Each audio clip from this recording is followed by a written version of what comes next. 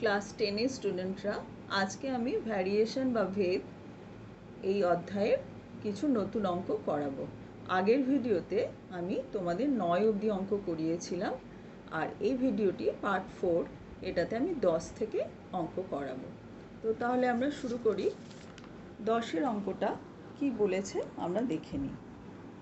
Y দুটি চলের সমষ্টির সমান, যার একটি এক্স চলের সঙ্গে সরল ভেদে আছে আর অন্যটি এক্স চলের সঙ্গে ব্যস্ত ভেদে আছে। এক্স ইকুয়াল টু 1 হলে ওয়াই ইকুয়াল টু -1 এবং এক্স ইকুয়াল টু 3 হলে ওয়াই ইকুয়াল টু 5। এক্স ও ওয়াই এর মধ্যে সম্পর্ক নির্ণয় করি। তাহলে আমাদের প্রথমেই যেটা বলে দিয়েছে যে ওয়াই হচ্ছে দুটো চলের সমষ্টির সমান। আমরা সেটাতেই চলে আসি। তো আমরা শুরু করছি। তাহলে আমরা প্রথমেই লিখে নিই যে y ইকুয়াল টু হচ্ছে p প্লাস কিউ, যেখানে p আর কিউ হচ্ছে দুটো চল। p হচ্ছে প্রথম চলরাশি আর কিউ হচ্ছে দ্বিতীয় চলরাশি। ঠিক আছে, এবার আমাদের অঙ্কে বলে দেওয়া আছে যে প্রথম চলরাশিটি x এর সঙ্গে সরল ভেদে আছে, তাই আমরা লিখলাম p ভ্যারিজ অ্যাজ x বা p x এর সঙ্গে সরল ভেদে আছে। তাহলে পরের লাইনে আমরা কি লিখতে পারবো? p সমান সমান k1 ইন্টু এক্স, যেখানে k1 হচ্ছে একটা অশূন্য ভেদ ধ্রুবক। আবার দ্বিতীয় চলরাশি কিউ, সেটা এক্স এর সঙ্গে ব্যস্ত ভেদে আছে বলা আছে। তাহলে আমরা কি লিখব? Q is proportional to 1/x। তাহলে পরের লাইনে কি লিখব? কিউ সমান সমান k2 বাই এক্স, যেখানে k2 হচ্ছে অশূন্য ভেদ ধ্রুবক। ঠিক আছে, একটা জিনিস তোমরা খুব খেয়াল করবে যে এখানে দুটো চলরাশি p আর q, এই দুটো চলরাশি আলাদা, কিন্তু সেই কারণে প্রথম ক্ষেত্রে যে ভেদ ধ্রুবক নেব সেটা দ্বিতীয় ক্ষেত্রে কিন্তু সেই ধ্রুবকটাই নেব না। তাই দুটো ধ্রুবকের নাম কিন্তু আলাদা দিয়েছি, একটা হচ্ছে k1 আর একটা হচ্ছে k2। অনেক ছাত্রছাত্রীরা এটা ভুল করে দুটো ক্ষেত্রে একই ধ্রুবক নিয়ে নেয়, দুটোই হয়তো k লিখে ফেলে। এটা কিন্তু তোমরা করবে না, ঠিক আছে? তাহলে আমরা আবার ফিরে যাই।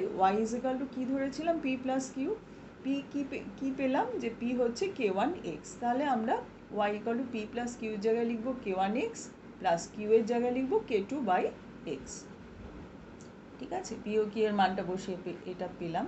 এটাকে আমরা 2 নম্বর সমীকরণ হিসেবে লিখছি। এখন আমাদের কি কি দেওয়া আছে?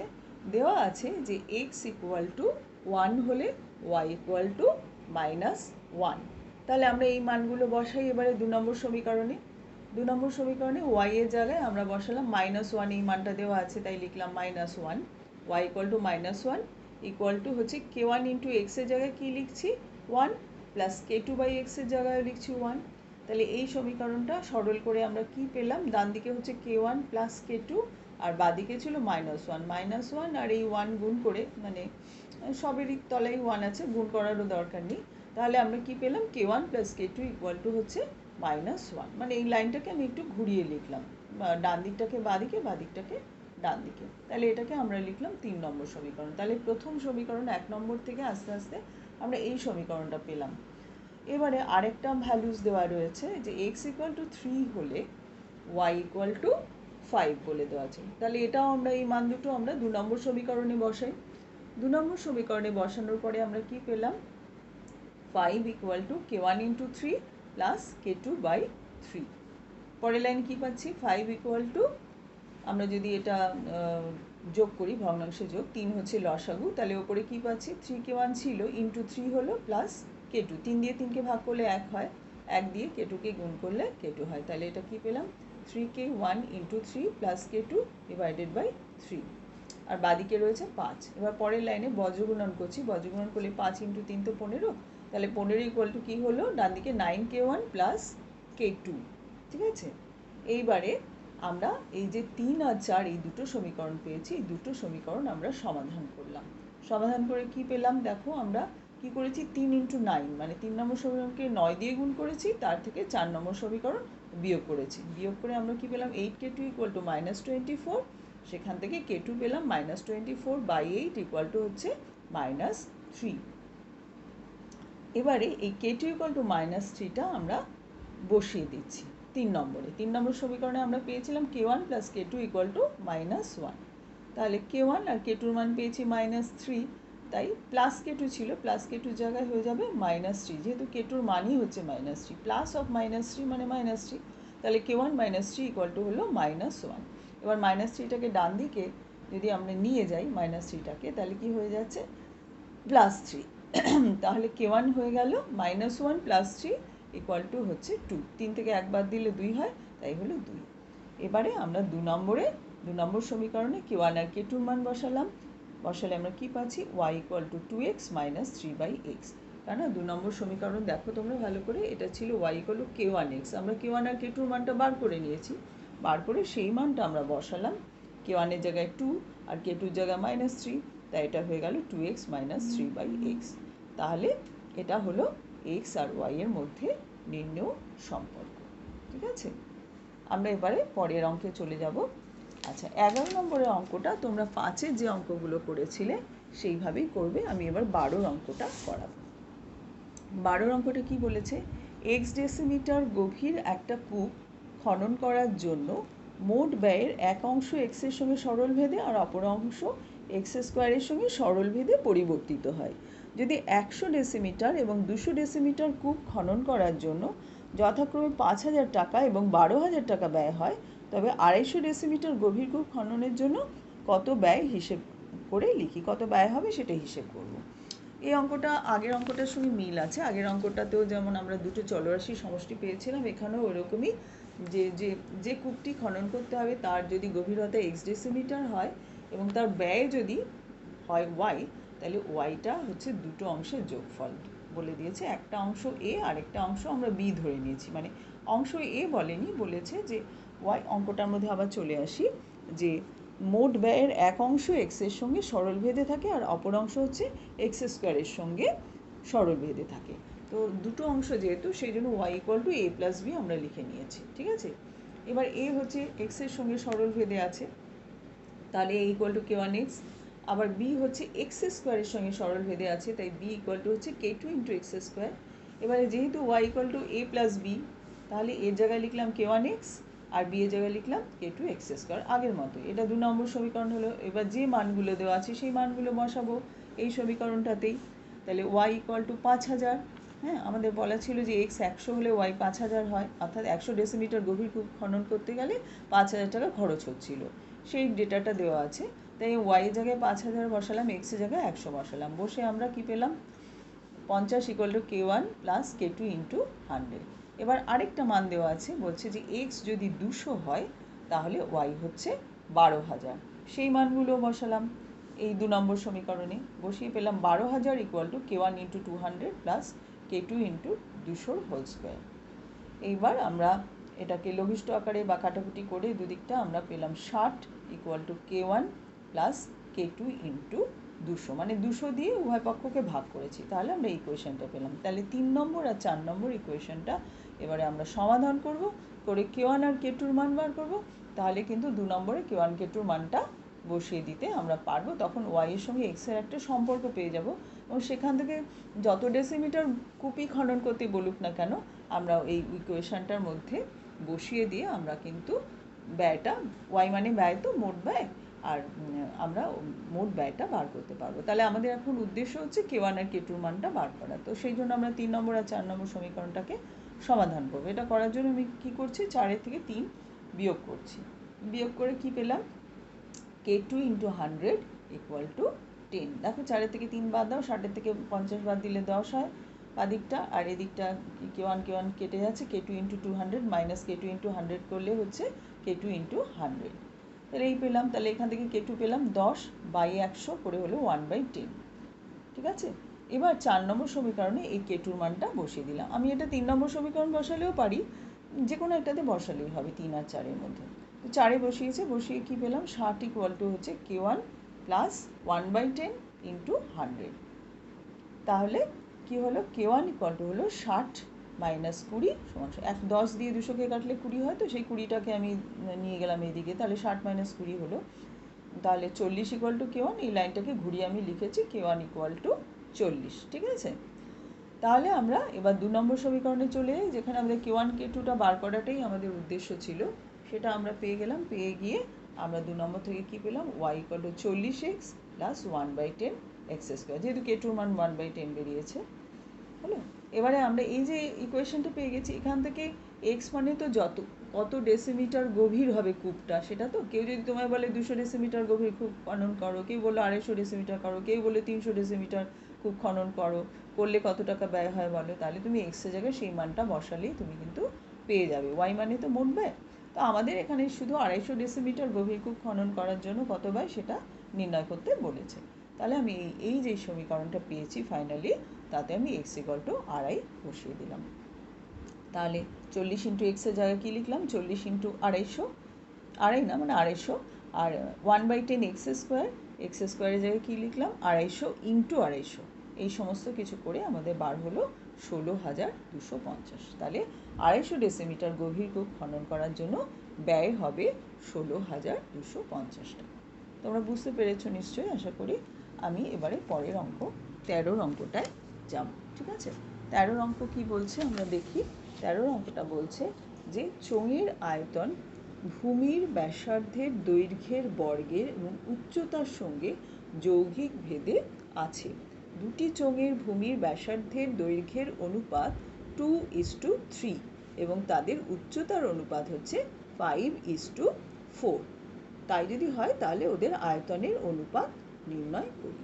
তো ঠিক আছে, তা আমাদের প্রথম লাইনটাতেই অঙ্কে বলা ছিল যে চোঙের আয়তন হচ্ছে ভূমির ব্যাসার্ধের বর্গের সঙ্গে আর উচ্চতার সঙ্গে যৌগিক ভেদে আছে। ঠিক আছে, তো আমরা প্রথমে চোঙের আয়তনকে ভি ধরে নিলাম, ভূমির ব্যাসার্ধকে ক্যাপিটাল আর উচ্চতাকে এইচ ধরেছি।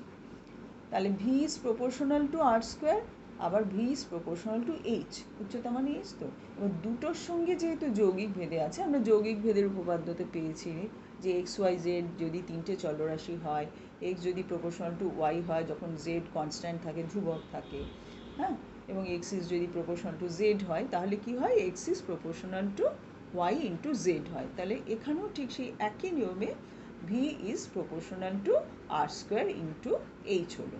মানে যৌগিক ভেদের উপপাদ্য হলে যখনই তোমার দুটো চলরাশির সঙ্গে দেখবে ভেদে রয়েছে, তখন তোমরা সেই দুটো ইন্টু করে দেবে, তাহলেই হয়ে গেল।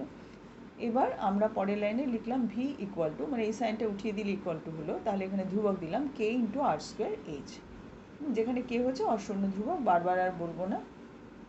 এবারে আমাদের বলে দেওয়া আছে যে দুটি চোঙের ভূমির ব্যাসার্ধের অনুপাত হচ্ছে 2:3। তাহলে আমরা এখান থেকে লিখতে পারি যে প্রথম চোঙের ব্যাসার্ধ হচ্ছে 2r আর দ্বিতীয়টার ব্যাসার্ধ হচ্ছে 3r, যেহেতু অনুপাত 2:3 বলেছে। তুমি 2r 3r লিখেছো, তুমি না লিখে 2p 3pও লিখতে পারতে, সেটা কোনো ব্যাপার না। হ্যাঁ, কিন্তু আমাদের এই প্রপোর্শনটা যে 2:3 এটা মাথায় রাখতে হবে, অনুপাতটা যে 2:3। আবার চোঙ দুটোর উচ্চতার অনুপাত বলে দিয়েছিল 5:4। তাহলে আমরা কি লিখব, যে প্রথম চোঙের উচ্চতাকে আমরা লিখতে পারি 5h আর দ্বিতীয়টা লিখতে পারি হচ্ছে 4h। ঠিক আছে, এবার প্রথম চোঙের আয়তনকে আমরা ধরো v1 ধরছি আর দ্বিতীয়টার আয়তন ধরছি v2। তাহলে প্রশ্ন অনুসারে v1 ইকুয়াল টু কী হবে, k ইন্টু 2r এর হোল স্কোয়ার ইন্টু 5h। কেন না, আমরা ভি ইকুয়াল টু প্রথমেই 1 নম্বর সমীকরণে কী পেয়েছিলাম, ভি ইকুয়াল টু হচ্ছে কে ইন্টু আর স্কোয়ার এইচ। ঠিক আছে, তাহলে v1 সেই আয়তনের সঙ্গেই তো আমাদের ব্যাসার্ধ আর উচ্চতার সম্পর্ক রয়েছে, সেই সম্পর্কটাতেই আমি বসিয়ে দিলাম এই মানগুলো, যেটা প্রথম চোঙের ক্ষেত্রে, প্রথম চোঙের ক্ষেত্রে যে ব্যাসার্ধ পেয়েছি আর যে উচ্চতা পেয়েছি। প্রথম চোঙের ক্ষেত্রে ব্যাসার্ধ পেয়েছিলাম 2r আর উচ্চতা পেয়েছিলাম 5h, সেই জন্য আমি এখানে লিখলাম v1 ইকুয়াল টু হচ্ছে k ইন্টু 2r এর হোল স্কোয়ার, ব্যাসার্ধের স্কোয়ার লিখতে হবে, সেটা 2r এর হোল স্কোয়ার ব্র্যাকেট দিতে হবে, কিন্তু শুধু যদি 2r স্কোয়ার লিখে ফেলো তাহলে মানেটা দাঁড়াবে হচ্ছে শুধু r স্কোয়ার, 2 এর যে স্কোয়ার সেটা কিন্তু বোঝাবে না। তাহলে আমরা লিখব k ইন্টু 2r এর whole square into 5h equal to কী হচ্ছে k ইন্টু 4r স্কোয়ার, এটাকে ভাঙলে হচ্ছে 4r স্কোয়ার ইন্টু 5h। ঠিক আছে, এবারে হচ্ছে v2 একই রকমভাবে k ইন্টু 3r এর হোল স্কোয়ার, কেননা দ্বিতীয় চোঙের আমাদের ব্যাসার্ধ ছিল হচ্ছে 3r আমরা ধরেছিলাম, আর উচ্চতা ধরেছিলাম 4h, তাই হলো করে এটা হলো k into 9r square into 4h। এখন v1 বাই v2 তাহলে কী হবে, এই মানগুলো বসিয়ে দিলাম, এত বাই এত, কে কেটে গেল, এইচ কেটে গেল, সমস্ত কিছু কাটাকুটি করে আমরা পেলাম 5/9। তাহলে v1 অনুপাত V2 সমান হলো 5:9। কেননা আমরা জানি যে অনুপাতকে আমরা ভগ্নাংশের আকারে প্রকাশ করতে পারি, তাই ভগ্নাংশের আকারে প্রকাশ করা ছিল, সেখান থেকে আমরা অনুপাতের আকারে লিখলাম। তাহলে V1:V2 হলো 5:9। তাহলে উত্তর হলো যে চোঙ দুটির আয়তনের অনুপাত হলো 5:9। ঠিক আছে, আমরা নেক্সট অঙ্কে এবারে যাব। 14 অঙ্কটা কি বলছে দেখে নাও। 14 অঙ্কটা বলছে যে পাঁচলা গ্রামের কৃষি সমবায় সমিতি একটা ট্রাক্টর ক্রয় করেছে। আগে সমিতির 2400 বিঘা জমি কি করতো, 25টা লাঙল দিয়ে চাষ করতে 36 দিন সময় লাগতো। কত বিঘা জমি চাষ করতো? 2400। আর কটা লাঙল দিয়ে? 25টা লাঙল দিয়ে। সময় লাগতো 36 দিন। এখন অর্ধেক জমি করতে হবে, তার মানে 1200 বিঘা জমি চাষ করতে হবে। সেটা করতে গিয়ে দেখা হলো যদি শুধু একটা ট্রাক্টর দিয়ে আমরা চাষ করি তাহলে সেটা 30 দিনে করা যাচ্ছে। তো বলছে যে একটা ট্রাক্টর কটা লাঙলের সমান চাষ করে সেটা ভেদতত্ত্ব প্রয়োগ করে নির্ণয় করো। তাহলে আমাদের এখন প্রথমে বার করা দরকার যে এই যে অর্ধেক জমি অর্থাৎ 1200 বিঘা জমি, হ্যাঁ 1200 বিঘা জমিটা যদি আমরা লাঙল দিয়ে চাষ করতাম তাহলে কটা লাঙল লাগতো। আর বাস্তবে দেখলাম আমাদের একটা ট্রাক্টর লাগছে, তাহলে আমরা যে কটা লাঙল বেরোবে তাহলে আমরা বুঝতে পারবো যে একটা ট্রাক্টর নিশ্চয়ই সেই কটা লাঙলেরই সমান কাজ করছে। তাহলে আমরা এবার শুরু করে দিই, লিখি। আমি লিখলাম, ধরি জমির পরিমাণ হচ্ছে L, আর লাঙলের সংখ্যা হচ্ছে N, আর দিন সংখ্যা হচ্ছে D। ঠিক আছে, তাহলে L N এর সঙ্গে সরল ভেদে থাকবে, কেননা জমির পরিমাণ যদি বেশি হয় তাহলে বেশি বেশি লাঙল লাগবে, বেশি সংখ্যক লাঙল লাগবে। আর জমি যদি কম হয় তাহলে লাঙল কম লাগবে। তাহলে L আর N হচ্ছে সরল ভেদে আছে। এইটাকে আমি একটু ঘুরিয়ে পরের লাইনে লিখলাম যে N ভ্যারিজ অ্যাজ L, বা N L এর সঙ্গে সরল ভেদে আছে। একই, আমি বাদিকে Nটা লিখেছি।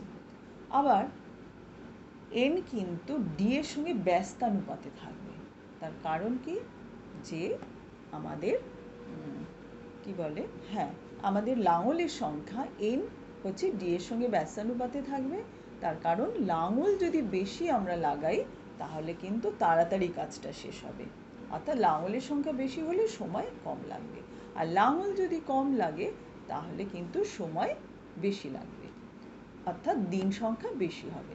তাহলে ব্যস্তানুপাত, একটা কমলে আরেকটা বাড়লে বা একটা বাড়লে আরেকটা কমলে তাকে ব্যস্তানুপাতের সম্পর্ক বলি। এবার এই দুটো মিলিয়ে যৌগিক ভেদের উপপাদ্য অনুসারে আমি কি লিখলাম, N is proportional to L/D। তাহলে পরের লাইনে N equal to K into L/D, K হচ্ছে ভেদ ধ্রুবক। এবার 2400 বিঘা জমি 25টা লাঙল দিয়ে চাষ করতে 36 দিন সময় লেগেছে, এটা বলা আছে। তাহলে আমি 1 নম্বর সমীকরণে এইসব মানগুলো বসিয়ে দিই।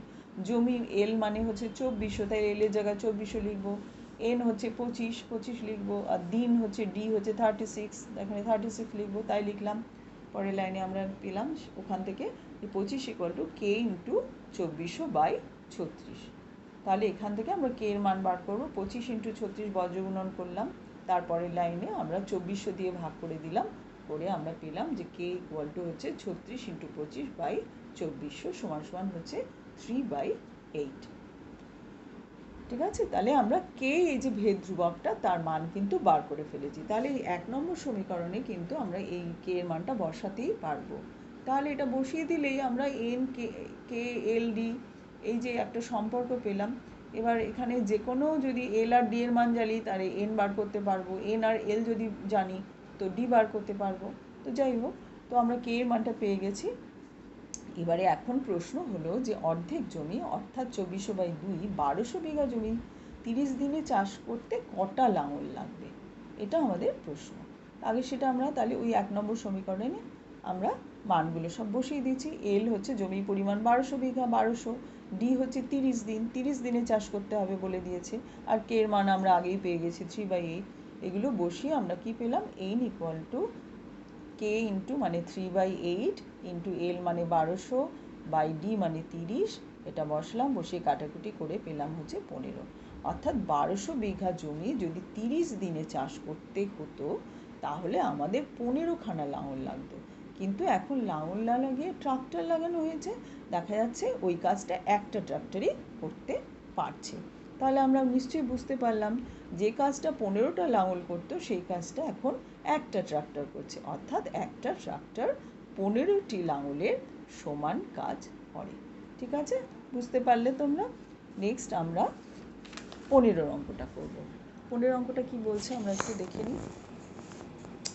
গোলকের আয়তন হচ্ছে তার ব্যাসার্ধের দৈর্ঘ্যের ত্রিঘাতের সঙ্গে সরলভেদে পরিবর্তিত হয়, আর গোলকের পৃষ্ঠতলের ক্ষেত্রফল হচ্ছে তার ব্যাসার্ধের দৈর্ঘ্যের বর্গের সঙ্গে সরলভেদে পরিবর্তিত হয়। এটা বলা আছে, এখান থেকে একটা কিছু প্রমাণ করতে হবে। কি না, গোলকের আয়তনের বর্গ তার পৃষ্ঠতলের ক্ষেত্রফলের ঘনের সঙ্গে সরলভেদে আছে, এটা আমাদের প্রমাণ করতে হবে। ঠিক আছে, তো আমরা প্রথমে ধরে নিই গোলকের আয়তন হচ্ছে ভি আর ব্যাসার্ধ হচ্ছে আর।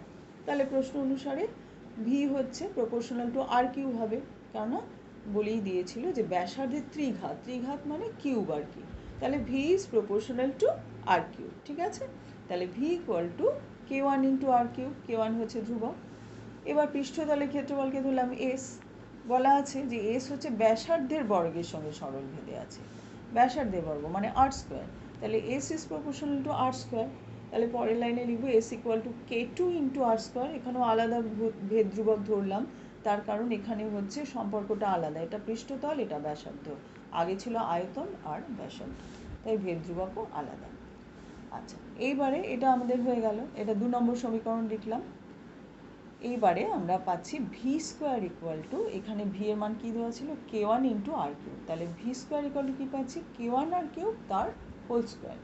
হোল স্কোয়ার করলে কী পাই, k1 square into R to the power 6, কেননা k1 এরও স্কোয়ার আর কিউবেরও স্কোয়ার, অর্থাৎ পাওয়ারে পাওয়ার গুণ হয় আমরা জানি, তাই 3 দুগুণে 6, তাই আর এর মাথায় পাওয়ার হয়ে গেল 6। এবারে আমরা এস কিউবের মান বার করব। কেন করব একটু বাদেই বলছি। এস কিউব মানে এস মানে হচ্ছে k2 আর স্কোয়ার, তাহলে এস কিউব মানে k2 আর স্কোয়ারের হোল কিউব, তাহলে k2 হোল কিউব আর আর স্কোয়ারের হোল কিউব মানে 2 ইন্টু 3 6 হয়, তাহলে আর টু দ্য পাওয়ার 6 এটা হয়ে গেল। ঠিক আছে, এবারে কেন আমরা ভি স্কোয়ারের মান বার করলাম আর এস কিউবের মান বার করলাম, তার কারণ হচ্ছে প্রশ্নে আমাদের বলা ছিল যে আয়তনের বর্গ অর্থাৎ ভি স্কোয়ার পৃষ্ঠতলের ক্ষেত্রফলের ঘন মানে এস এর কিউব এটার সঙ্গে সরলভেদে আছে, এটা প্রমাণ করতে হবে। সেই জন্য আমরা তাহলে কি করব, ভি স্কোয়ার আর এস কিউবের অনুপাত বার করব, V square by S cube বার করব। করে যদি দেখি একটা ধ্রুবক পাচ্ছি, ধ্রুবক মান, তাহলে বুঝবো তারা সরলভেদে আছে। কেননা আমরা সরলভেদের ফর্মুলাতেই জানি যে এ বাই বি যদি ইকুয়াল টু কে হয়, এ বাই বি ইকুয়াল টু যদি কে হয়, তাহলে আমরা বলে থাকি যে এ আর বি সরলভেদে আছে। অর্থাৎ এ বাই বি যদি আমরা কে মানে যে কোনো ধ্রুবক, কে তো ধ্রুবকের সিম্বল, যদি আমরা এরকম প্রমাণ করতে পারি তাহলে আমরা বলি যে এ বি এর সঙ্গে সরলভেদে আছে। তাহলে আমার যেহেতু ভি স্কোয়ার আর এস কিউব বলেছে যে ভি স্কোয়ার আর এস কিউব সরলভেদে আছে, এটা প্রমাণ করো, তাহলে আমাকে কি করতে হবে, ভি স্কোয়ার বাই এস কিউবের মান বার করে দেখাতে হবে যে এটা হচ্ছে একটা ধ্রুবক সংখ্যা। ঠিক আছে, তো সেটাই আমরা বার করছি।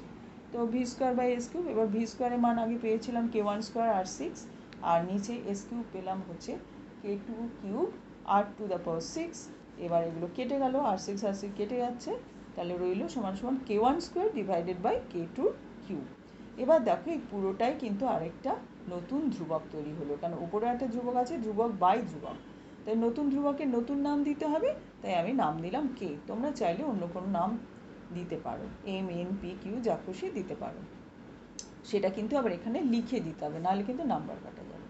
তাহলে আমরা দেখলাম যে V square by S cube equal to একটি ধ্রুবক সংখ্যা হলো, যেমন A by B equal to একটা ধ্রুবক সংখ্যা হলে আমরা বলি এ বি এর সঙ্গে সরলভেদে আছে, এখানেও এই একইভাবে V square by S cube একটা ধ্রুবক সংখ্যা হয়েছে আমাদের এখানে, V square by S cube equal to একটা ধ্রুবক সংখ্যা হয়েছে, কাজে আমি বলবো ভি স্কোয়ার এস কিউবের সঙ্গে সরলভেদে আছে, এটাই আমাদের প্রমাণ করতে দেওয়া হয়েছিল। ঠিক আছে, তাহলে আমরা আজকে এখানেই শেষ করলাম, ভেদের চ্যাপ্টারের অঙ্কগুলি আমাদের আজকে এখানেই শেষ হয়ে গেল। পরবর্তী ভিডিওতে আমরা আবার নতুন কিছু আলোচনা করব।